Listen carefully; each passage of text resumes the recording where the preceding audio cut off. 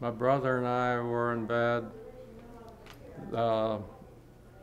At 8 o'clock, we could hear the boom and the bang going on for several minutes before we got up. I went out onto the lanai, the screened-in porch, took a look and saw this smoke, looked up into the sky and saw dogfights going on. My dad was first lieutenant in damage control on the light cruiser St. Louis. He was at home, which was rather unusual because the fleet had been out at sea almost constantly, going over to the west, keeping an eye on the Japanese. We knew they were going to be doing something. So I went to the bedroom door, knocked, and said, "Dad, you better come look at this." And he took one look out at Pearl and ran and got his trousers and shirt on. We went up to the top of the street, Spencer Street, to a grass-covered reservoir.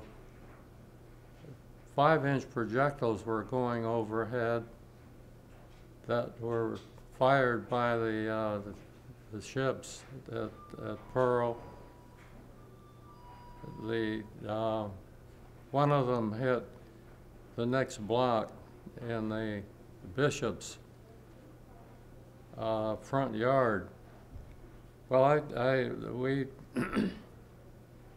I watered his Model A Ford while he got his uniform on. I backed it up to the top of the street, and he took off for Pearl, and he just made his ship. They were going off without him.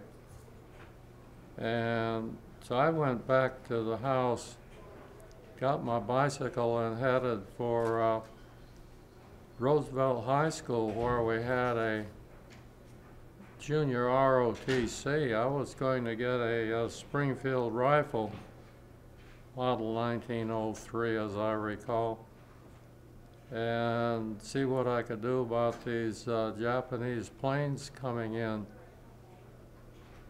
There were ambulances under the bleachers. They had come from Schofield Barracks.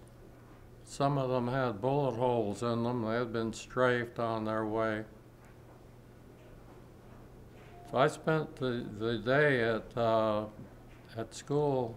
We had 2 Army sergeants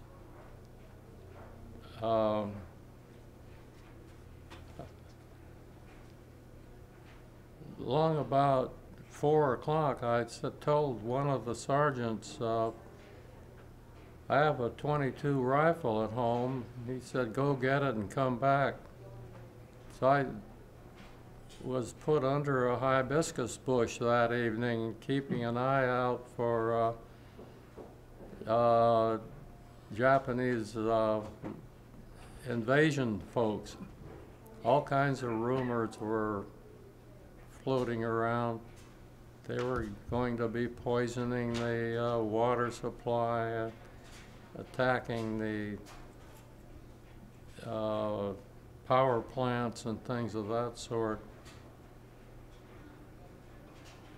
That was then the next morning, went home, and I believe that was when I heard Roosevelt's A Day That Will Live in Infamy.